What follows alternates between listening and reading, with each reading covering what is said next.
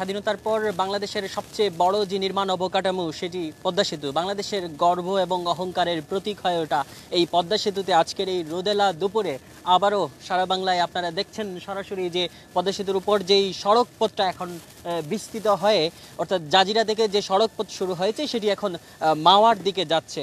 এ পর্যন্ত প্রায় 100টির কাছাকাছি রোডওয়ে স্ল্যাব বসে গেছে এবং এরকম প্রিকাস্ট রোডওয়ে স্ল্যাব একটির পর একটি বসিয়ে পদ্মা সেতুর দৈর্ঘ্য এবং সড়ক দৈর্ঘ্য অনেকটা বেড়ে গেছে। এরই মধ্যে পদ্মা সেতুর 42টি খুঁটির মধ্যে 41টি যে স্প্যান বসবে সেই স্প্যানের মধ্যে প্রায় 17টি বসে গেছে এবং কাল পরশু অর্থাৎ আরও দুদিনের মধ্যে আরও একটি স্প্যান বসানোর প্রস্তুতি এখানে দেখা যাচ্ছে। এই যে সড়ক পথ আপনারা দেখছেন সেটি কিন্তু পদ্মা সেতুর উপরে স্প্যানের উপরে যে সড়ক পথ হচ্ছে সেটি এই সড়ক পথ এখানে প্রায় 100 কিলোমিটার গতিতে গাড়ি চলবে এবং সেই গাড়ি চলার উপযোগী করার জন্য সড়কের উপর পাটাতন বসে গেছে এবং সেই পাটাতনের উপর কিন্তু রোডওয়ে করার জন্য সেখানে পিচ ঢালাই করার কাজ বাকি আছে এবং সেটা সামনের দিকে এগিয়ে যাচ্ছে। আমি আছি শরীয়তপুরের জাজিরা অংশে এবং জাজিরা অংশ থেকে এখন মাওয়ার দিকে যাচ্ছি। বাংলাদেশের এই পর্যন্ত সবচেয়ে বড় সেতু এবং বিশ্বের মধ্যে খরস্রোতা নদী, যে খরস্রোতা নদী সবচেয়ে ভয়াবহ আমাজন, সেই আমাজনের পরেই যে নদীটির অবস্থান সেটি এই পদ্মা নদী। সেই পদ্মা নদীর উপর সেতু করা হচ্ছে, সেতু এই পদ্মা সেতু। এবং এই নদীও তীব্র খরস্রোতা ছিল। সেই খরস্রোতাকে সেই নদীর সেই বিপরীত অবস্থা, নদীর সেই বৈপরীত্য, নদীর সেই ভয়াবহ অবস্থা জয় করে এখন নদীর পুরো নদীতে পিলার জেগে উঠেছে এবং পিলারের উপর স্প্যান বসিয়ে দিয়ে সেতু আকৃতি দৃশ্যমান করা হচ্ছে। এটি পদ্মা সেতুর ঠিক পাশের যে চর বা পাশের যে এলাকা সেটি। একই সঙ্গে নদী শাসনের কাজ চলছে। নদী শাসন বলতে পদ্মা সেতু গড়ে তুলতে নদীর পানি প্রবাহ যাতে স্বাভাবিক থাকে সেজন্য নদীর স্রোত স্বাভাবিক বা নদীর পানি প্রবাহ স্বাভাবিক রাখতে যে প্রক্রিয়া অবলম্বন করা হয় সেটি নদী শাসন প্রক্রিয়া। সেই কাজটিও চলছে। 600 বা 700 মিটার পর্যন্ত প্রায় সেতুতে হেঁটে যাওয়া যাচ্ছে এবং এই মুহূর্তে যান চলাচলের উপযোগী এক ধরনের বলা যায়, কারণ একটি নির্মাণ অবকাঠামোর প্রয়োজনে একটি ট্রাক এখানে তুলে নিয়ে আসা হয়েছে। যদিও সড়ক পথে না, এটি ক্রেনে করে এখানে তুলে নিয়ে এসে বসানো হয়েছে।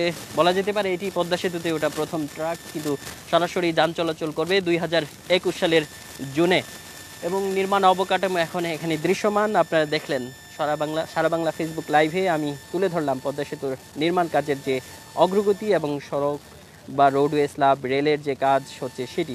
বাস্তবে পদ্মা সেতুর যে রেলপথ হবে সেটা মূল সেতুতে 6.15 কিলোমিটার রেলপথ হবে। সেই রেলপথের জন্য ট্রাক কিন্তু এখানে বসানো শুরুর আগে যে পাটাতন সেটি কিন্তু প্রস্তুত হয়ে আছে। প্রায় 3000 রেলওয়ে স্ল্যাব বসবে এখানে।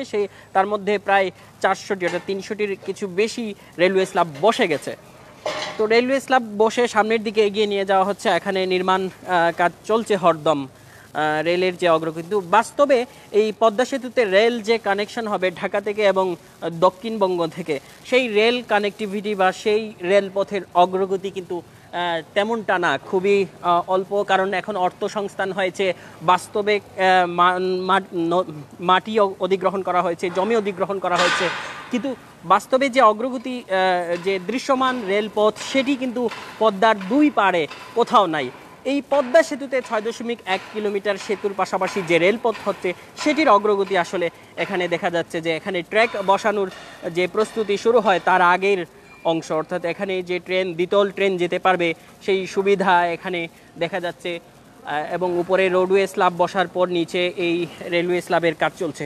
এই রেলপথটা পদ্মা সেতুতে হয়ে গেলে কিন্তু দুই পাশে যে রেলপথের দরকার হয়, অর্থাৎ যে রেলপথ একদিকে বরিশালের দিকে দক্ষিণবঙ্গের দিকে এবং আরেকটা ঢাকার দিকে যাবে, সেই যে পদ্মা সেতু রেল সংযোগ প্রকল্প সেটি কিন্তু আরও বড় অর্থায়ন বড় প্রকল্প, তার কাজের অগ্রগতি কিন্তু তেমন একটা না। অর্থাৎ 2021 সালে যখন এই পদ্মা সেতু চালু হবে তখন একই সঙ্গে রেলপথটি চালুর কথা, কিন্তু বাস্তব রেলপথের অগ্রগতিটা এখনও দৃশ্যমান হয়ে ওঠেনি।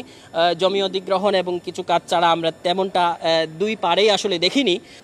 জাজিরা পাড় থেকে এখান থেকেই পদ্মা সেতুর সবশেষ 42 নম্বর পিলার এবং পিলার থেকে সামনে 43, 42, সামনে 42, 41, 40 এই দিক করে অগ্রগতি হয়েছে। তো এখানে প্রতিদিনই অনেকের আগ্রহ থাকে এই পদ্মা সেতুকে দেখার বা পদ্মা সেতুর যে নির্মাণযোগ্য সেটি দেখার। সেই নির্মাণযোগ্যের দেখতে অনেকেই আসেন। আমি এখানে একজন সিনিয়র সহকারী সচিব তার সঙ্গে কথা বলতে চাই। তিনি এখানে দেখতে এসেছেন স্বাভাবিক তার এই ছুটির দিনে। তো কেমন লাগছে আপনাকে আসলে এই পদ্মা সেতুর সবচেয়ে বড় একটি নির্মাণ অবকাঠামো বাংলাদেশে এটি দেখছেন আপনার? ধন্যবাদ সাব্বির ভাই। এটা একটা অসাধারণ অভিজ্ঞতা যে পদ্মা সেতু মতো একটা হিউজ ইঞ্জিনিয়ারিং একটা প্রজেক্ট চলছে এখানে। এখানে সেনাবাহিনী কাজ করছেন, আমাদের রোড সেনাবাহিনীর ইঞ্জিনিয়াররা কাজ করছেন, চায়না মেজর ইঞ্জিনিয়ারিংয়ের লোকজন কাজ করছেন এখানে। এই সেতুর মাধ্যমে আমাদের উপরে রয়েছে 4 লাইনের সড়ক সেতু, নিচে রয়েছে রেল সেতু। এই পুরো বিষয়টা বেসিক্যালি আমাদের জিডিপিতে যে কী অবদান রাখবে এটা হয়তো এখনই অ্যানালাইসিস করার সময় হয়নি। তবে আমার দৃষ্টিতে যে বাংলাদেশের এই দক্ষিণবঙ্গের সাথে মূলত ক্যাপিটাল সিটি এবং সিলেট অঞ্চলের বা চিটাং অঞ্চলের যে যোগাযোগের ক্ষেত্রটা, এটা অনেক সহজ হয়ে গেছে। ঢাকা রাজধানীর উপর দিয়ে চাপ কমবে বলে আমি মনে করি। এবং দক্ষিণবঙ্গের যে 23টা জেলা, এই এলাকাগুলোর অ্যাগ্রোবেস প্রোডাক্ট এবং এখানে অনেক ফ্যাক্টরি করার সুযোগ তৈরি হবে, যেহেতু কানেক্টিভিটি চিটাংয়ে বন্দরে সরাসরি পণ্য নিয়ে চলে যাওয়ার সুযোগ থাকবে এই সেতুর মাধ্যমে। সেতুটি 2018 সালের ডিসেম্বরে প্রথমে চালুর কথা ছিল, কিন্তু সেটি দীর্ঘায়িত হয় নানা কারণে, নদীর মাটির গঠনগত বৈচিত্র্যের কারণে এবং সেতুর পাইল বা পিলারের সেই গঠন বা টেকনিক্যাল কারণেও সেতুটি এখন যে সময়সীমায় চলে গেছে সেটি 2021 সালের জুনে এই সেতু দিয়ে যান চলাচল করবে এমনটা বলা হচ্ছে। সেই সেতুর ওপরে সড়কপথের নির্মাণ কাজ চলছে।